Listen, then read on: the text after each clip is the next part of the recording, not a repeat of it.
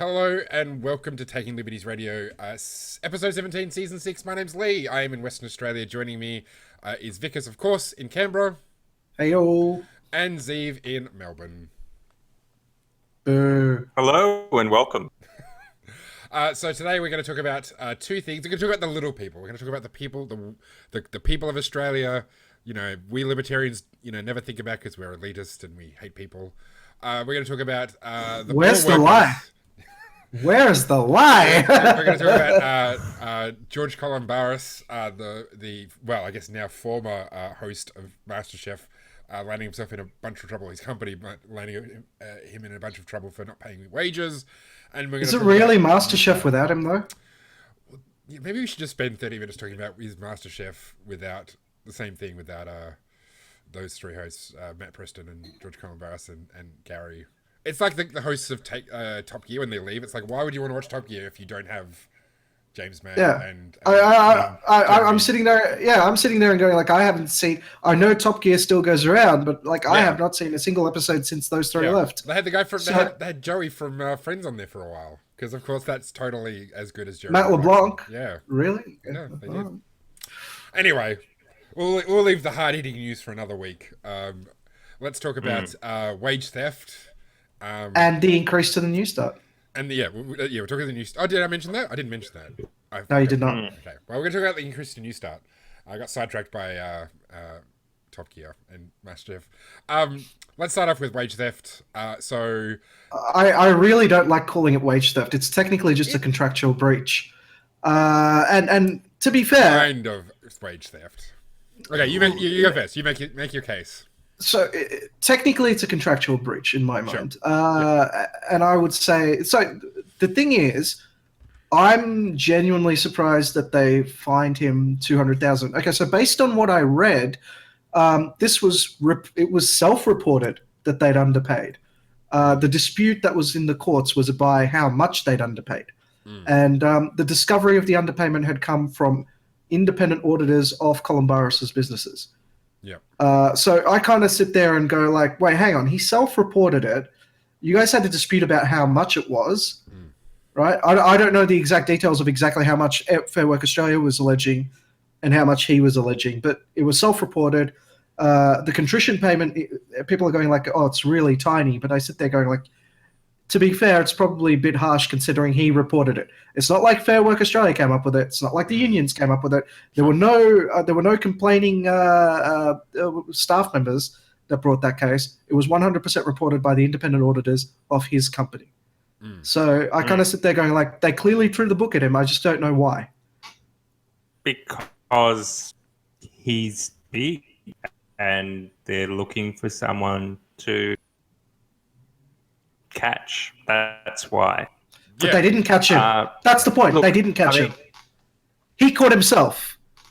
Yeah. Look, I haven't seen that detail, so I'm not sure what it is that you're getting at. From what I can see, Woe alerted, according to the Wikipedia summary, alerted Calombaris to a problem with their payroll system, and following this incident, oh yes, you're right, the group commissioned an independent review which resulted in a number of payment discrepancies which had resulted in staff being underpaid, and it appears as if, exactly as you've said, that resulted in turn in this collective hysteria over Mr. Calombaris. Although, again, it seems like it was all a result of a voluntary disclosure by the company. So the answer, I suppose, is that Calombaris is being used as a what do you call them? Scapegoat?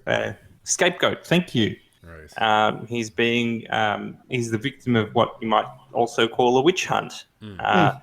And which we should be clear that like he's just a director of the company. It's not like he's in charge of correct. The HR department. He's just someone that people know, and it's directors have an obligation to understand to be direct the company, of course. But yes, it's entirely possible for these things to happen under their care when, you know... Oh, no. I don't say that he's not responsible for it, right? He's 100% responsible for it.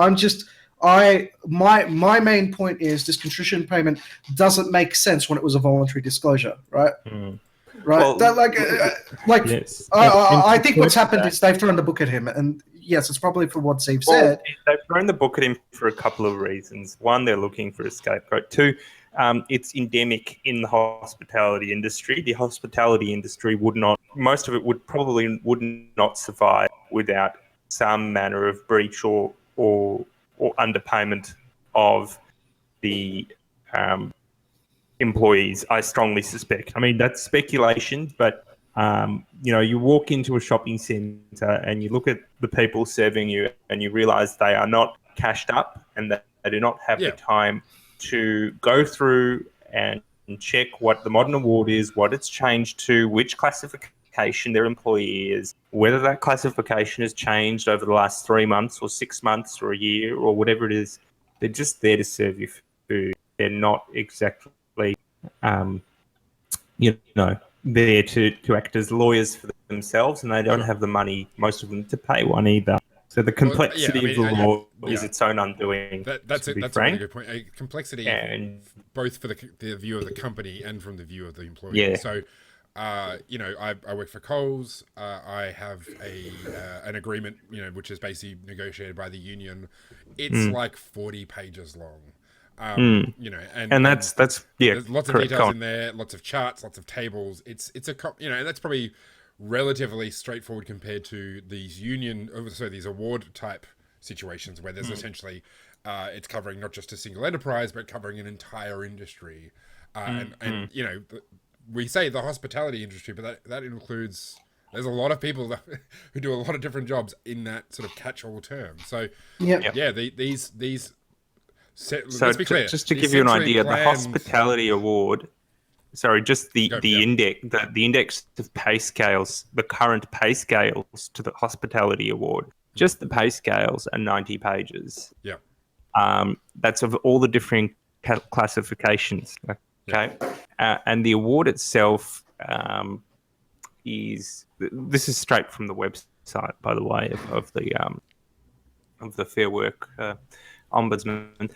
And the award itself, I mean, it's probably another 10 pages. Oh, no, sorry, that's a pro forma agreement. Sorry. My mistake. I withdraw that. Come on, Zeev, you're not getting paid by the hour. Yeah. You're not getting paid. What are you, a lawyer or something? Come on. Get it? Yeah. But I mean, it's like, like any kind of centrally planned area of the economy, which let's be clear, all low-paid workers are covered by central planning through Fair Work Australia.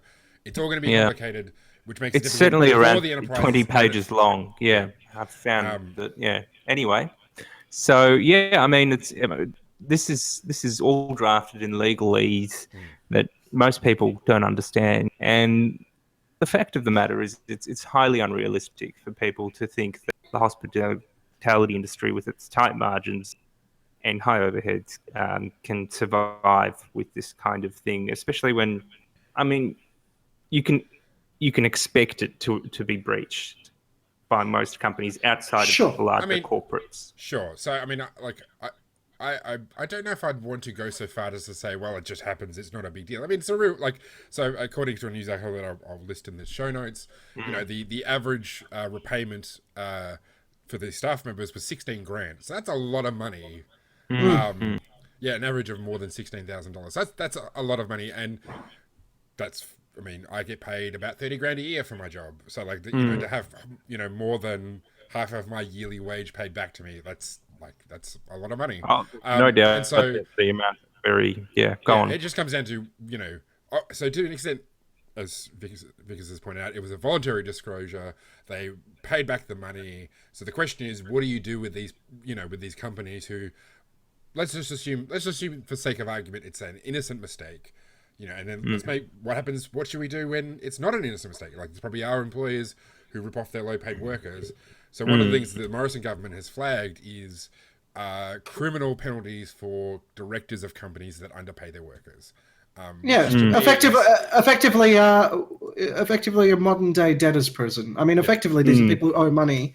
Yeah. So look, we got rid of debtors' prisons a long time ago because we realized it really just affects poor people. Rich people who have high debts also have access to lawyers and can do things like file for bankruptcy and a whole bunch of other stuff. They can move assets around. But yeah, so this entire concept, it won't work out the way people think it'll work out. It'll more than likely basically really cap new starting businesses more than anything else. Pretty much. Yeah, because obviously... And people will be afraid of opening businesses as a result of this as well. Because it means that if you make a mistake about how much you're paying your employees, suddenly you could be on the line for not just, the balance owing, but possibly a jail term. Yeah. That's quite extreme. Yeah, and even if you don't belong in jail, you're spending a shit ton of money on a lawyer just to stay out. Yeah. Like that's the end of your business. I mean, so correct. It's crippling stuff, and it's extraordinary that supposedly what is called sometimes a liberal party is putting this forward as a policy idea to be enacted in this country. I would have thought. To be perfectly honest, the Calombaris situation is actually an example of the regulatory system, or rather, the regulatory system that we've put in place completely failing. Right? If you think about it, they didn't catch any of this. Yeah. This was caught in an independent audit. Right? This was caught by what they had to do to report to their shareholders about their financial situation. Right? So they were doing their annual due diligence to report to their shareholders, and they found an irregularity. And when they found the irregularity, they had to make the voluntary disclosure that they were underpaying their workers. Yeah. Right? Had nothing to do with Fair Work Australia Act. Yep. Had nothing to do with the union movement.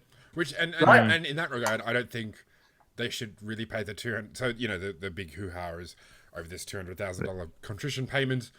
Yeah. They don't owe Or any fine. money. Well, I mean it's in It's the a news fine. article. It's got air quotes. So yeah, I mean really, it's a fine. But I mean really, there should be no money going to the government. Like if you want to pay $200,000, pay it to the workers. Like pay them the interest on their back pay, which presumably I imagine they do. Like I imagine they would. They do. They're actually also- owed interest. So if It's anything, important also to note that, I mean, when we talk about underpayment, we're talking about underpayment because of the rates set by the Fair Work Commission for these people's employment. These people who were employed, I don't mean to say that the money won't help them. It will help them a lot, of course. But I mean, they had a choice about their situation when they were being employed. They could have found other work. They could have left their employment. When we talk about being underpaid, they're not actually being underpaid in the meaningful sense of they were underpaid, so they decided to go or decided to ask for a raise. They were underpaid by reference to the arbitrary criteria that is what Fair Work decides to be their pay. No, I think that's I not understand entirely. what you're trying to say, but I don't think I totally agree. No. Yeah. No, so it's not the arbitrary standard. So basically, they set a standard, right? And they set a standard every year. And you were absolutely right earlier on when you said, look, business owners don't necessarily pay attention to the publications that come out from the government every year.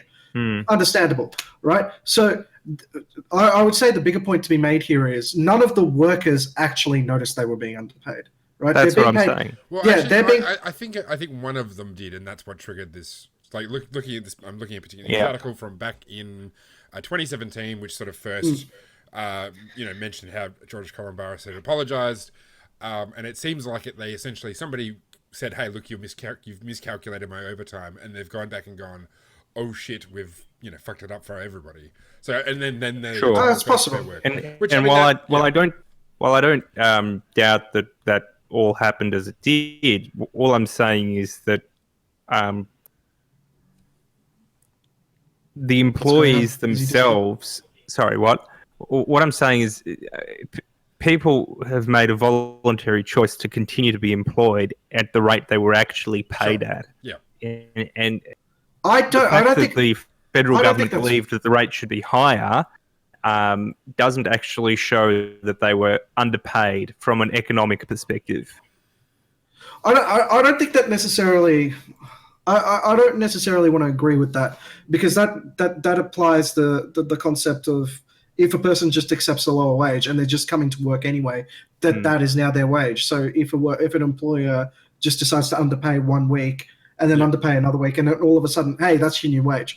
That's not how it works. In this situation, they definitely did. Look, they have to comply with. You're right. It is arbitrary. It's not arbitrary, but it is not economical. It's right? decided from the top down. It's not a it's decided from the top down. Yeah. I'll it's agree. A pay scale that is centrally determined. Yeah. Yes. Okay. Yeah, I'll agree with that, but I think they still need to hit those numbers as far as I'm concerned. Oh, look. I mean, I'm not engaged. I'm not saying whether they need to keep to it or not. I'm just saying that it's not meaningful. It's legally meaningful to call it underpayment from a lawyer's perspective. From an economist's perspective, from an economic perspective, I don't know if it is. No, I'll agree with you. From an economic perspective, it's not technically underpayment, and certainly from a, I actually have. We don't know what their original contracts are. We don't know if you will be paid bloody blah rate or whatever it, and this may vary over time depending on what the modern award says, or what have you. But I mean, I mean, I guess what I'm saying is, if they felt underpaid because they were paid less than the modern award, well, they could have tried to find somewhere else that would pay them the modern award. Oh, they don't necessarily have as much mobility as we do. So, of course. Workers in Melbourne, I think they'd have plenty of mobility. There's probably nowhere better suited to finding another job in hospitality than in Melbourne. But sure. Let's. I mean, I think we've probably covered that. We've got to move on to the other topic before we run it. Yes, and I think it's a related topic, which is Centrelink payment. Newstart. They want to increase Newstart. Yeah. So I think this will start. I mean, this has been going on for ages, that they've been talking about increasing Newstart. Yeah. But then John Howard came out and said, "Oh, I think you need to increase Newstart." And now there's a whole bunch of conservatives that want to say increase Newstart. And I think the Senate just passed to increase Newstart. Yeah. A motion to start. Yeah. So the idea is basically now the House will have to vote on it, and presumably, since it was a coalition back thing, I'm pretty sure the House will back and increase the Newstart, and it'll probably pass through. But I think it'll be a modest increase. Well, yeah. So the question is, for the benefit of those who aren't aware of the debate, the issue is that there's been no real increase in the rate of Newstart since, for like 30 years or 40 years, which is to say that it's just increased by inflation, and it's never been sort of an increase beyond that. So the pressure is and that was the fucking point, is that it was increased beyond inflation doesn't make any sense for that. The example I always get given, and the newspaper did this as well, is they published an article where this guy who's on he's disabled, right? And he's just like, I'm on Newstart and I go showering somewhere else and all of this other stuff because I've got a $288 rent. And I kind of just sat there going like, well, I'll be honest, right? I live in Canberra. I have never paid more. Right, when I was renting, the most I paid was $200, right? Yeah. And that was when I had a really good job, and I was just like, "That's cool. I can finally afford a pretty decent place on my own." I was share housing a pretty decent place with another guy, right, who I was working with. So I'm sitting there going like, and some people who have a high income will carry, a $550 place by themselves. Yeah. Right. Totally fine. $550 a week. It's not unheard of here. Yeah. But I sit there and go like, okay, so if I was paying $288 a week and I was on Newstart and it was like really, really painful, I would start share housing. Yeah. Right. So there is, just to be clear, some people need to live in certain places because of their disability. Like they might have certain requirements, or they might need to live closer to family. That's the entire point of the NDIS. I suspect even with that, certainly because you shared the article on Facebook and I looked at it as well. It certainly sounds like he is living somewhere by choice. His own 1-bedroom flat, which is fine. But if I personally wouldn't choose to live in a place where the only thing I could do to survive is to eat 2-minute noodles every single day because I'm spending 80% of my income on rent. Yeah. So, And I think it's worth honing in on that for a moment because, first of all, I mean, the place you live can be significant to you and it can mean a lot to some people. You know, proximity to what they want can be vital to your support networks, be it friends, family, or what have you. I think the important thing to bear in mind is that this payment is the reason it's not helping people. You can look at it from two perspectives. You can say, well, it should be more. On the other hand, you can say, well, actually, why are living costs going up in areas that perhaps they shouldn't be? Yep. And you can say, well, actually, living costs are going up because of the government. We've just seen, for example, that the government is proposing laws about alcohol taxes. Yes, increased alcohol taxes, property development restrictions, which may mean that people's rents are higher because there's fewer properties around. We have, for example, a debate about the minimum wage, which involves now people, including the current government, calling for people to jail business owners that don't pay, these. Don't pay employees in accordance with absurdly arcane laws called the modern award system here in Australia. And I guess, to my mind, well, all of those things are designed at reducing access to employment, increasing living costs, and they're all perhaps quite well intentioned, but they're not necessarily going to achieve objectives that actually help people. And upping Newstart by some amount or another is not really going to solve those basic problems in the economy. The issue. So I mean, and I think that's a fair argument. And of course, I think if anybody's listened to our show for long enough, we give a lot of thought to all of those issues. Like that's what we talk about every single week. The counter argument is you can't fix all of that as easily as an increase to Newstart. So an increase to Newstart is one policy. Now, how much it's increased to? But the problem with that, of course, is that the more you increase it, the more you discourage people from seeking employment as a result. Yep, and I'll get to that argument in a sec. But just to say that fixing the I get what you're saying. Fixing the housing market, fixing getting rid of the pharmacy guild, dealing with all these things like those are practically not impossible, but very difficult. An increase to Newstart, and in the meantime, giving people an increase to Newstart is not, from their argument, it's not as difficult politically. I understand. It's going to achieve. It's achievable. I get it. Because what do you? So what I was going to say is, I think we're looking at all of this welfare. Look, to be perfectly honest, our welfare system has been moving more to a cafeteria approach for a long time. And what I say by that is, so there are people who live in Canberra probably going like, you've spoken to someone from DHS. And the answer is yes, I have. Our welfare system, or rather more specifically, the Centrelink system has been moving closer to a cafeteria style thing where you go like, okay, so this is the starting point, right? This is your basic one, which is Newstart. Then on top of that, you can supplement with some rental assistance. You can supplement if you have a disability on top of that with NDIS.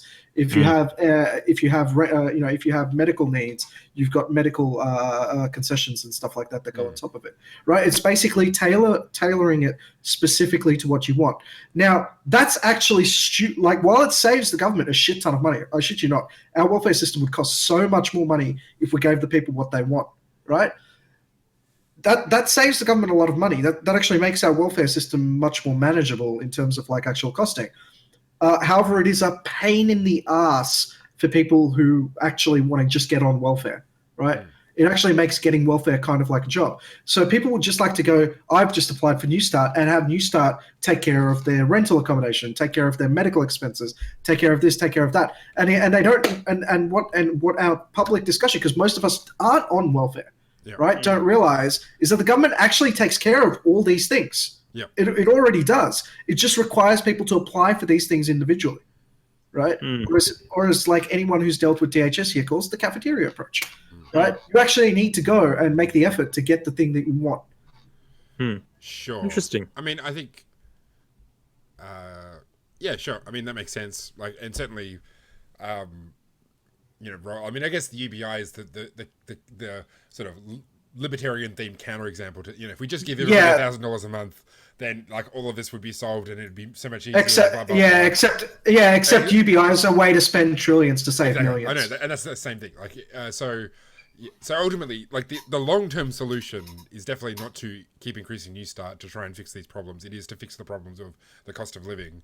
I mean, this, I guess the other argument, the traditional sort of conservative argument against this sort of thing, which I'm mostly satisfied by, is, this is a transitionary payment. The goal is to get people into jobs.